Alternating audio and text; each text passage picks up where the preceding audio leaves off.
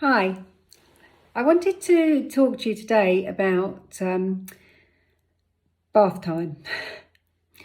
Kieran loved bath time, and when he was a tiny baby, he obviously was bathed every day, and I used to massage him with baby oil, and he loved it. He really loved it. And then Daniel turned up, and as Daniel got older and was able to sit up on his own, suddenly bath time became bath time for two.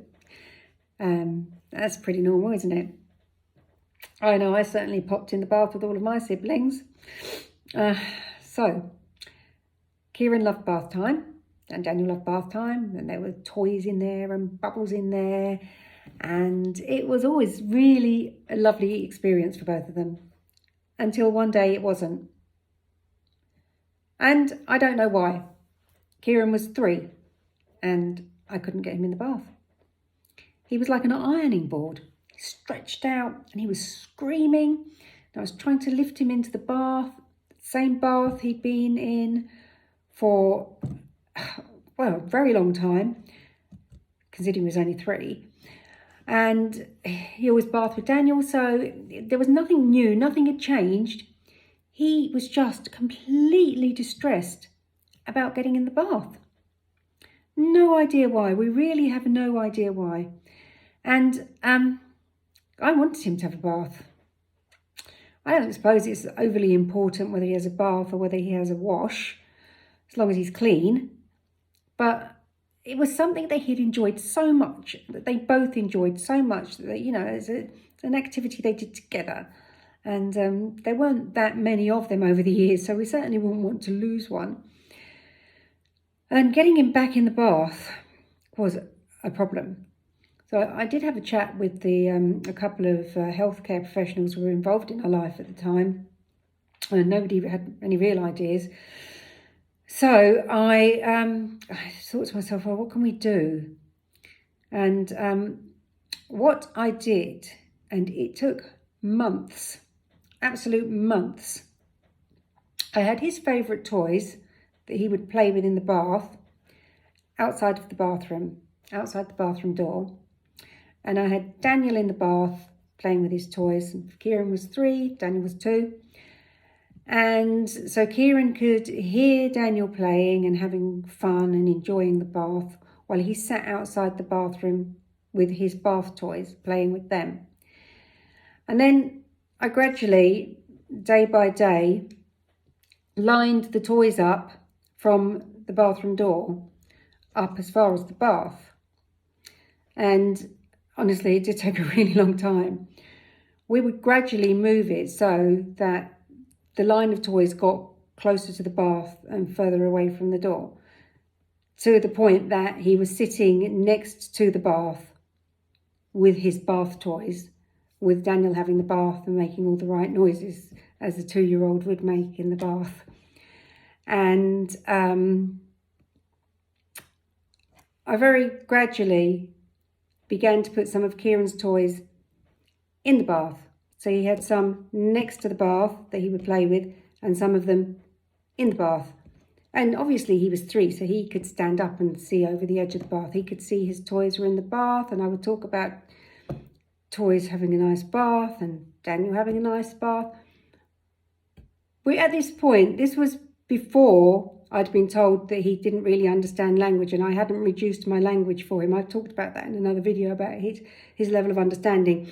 So I thought I was like encouraging him to get into the bath, but actually he wouldn't really have understood much about what I was saying, except that they were positive sounds with a happy face and a happy brother having a fun time and laughing. So it was a nice atmosphere, but his level of understanding, it could have been quite confusing for him at the time. All he knew is that he didn't want to get into the water. And eventually I would get him to put his hand in the water to reach for a toy and take the toy out and play with the toy. And then both hands in the water, till we got to the point where eventually all of his toys were in the bath. Daniel was in the bath, Kieran was outside the bath, and Kieran would take his toys out and play with them. And then I got him to put his toys back in to the bath. So that was quite positive. He was now putting things that he enjoyed and he liked back into the water, which had obviously scared him for some reason. So this showed me that he was no longer as petrified as he had been of the water or that environment. And eventually I managed to encourage him to get back into the bath.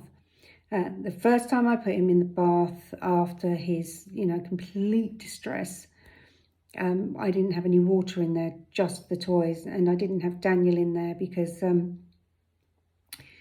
that can be a distraction as well, the noise of another child.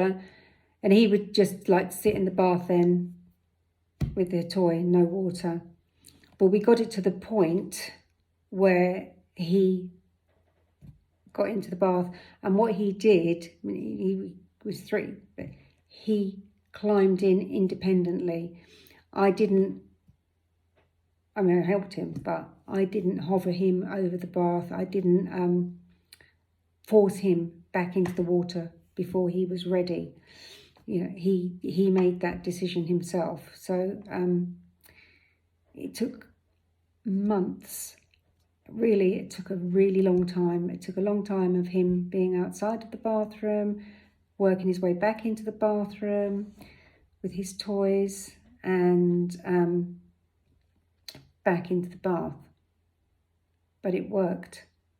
And anything that he has struggled with along the way, that he's suddenly stopped, I've used that same technique of just very slowly reintroducing things, almost back from basic, but very much taking his lead on when the time is right for him, and sort of respecting that he knows how he feels, and even though he was very small, he knew himself when he felt comfortable and confident.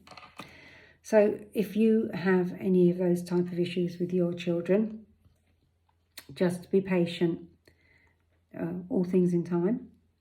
And even if they're not speaking, listen to them. They know. And they'll tell you. Okay. I hope it's helpful. Take care. Bye-bye.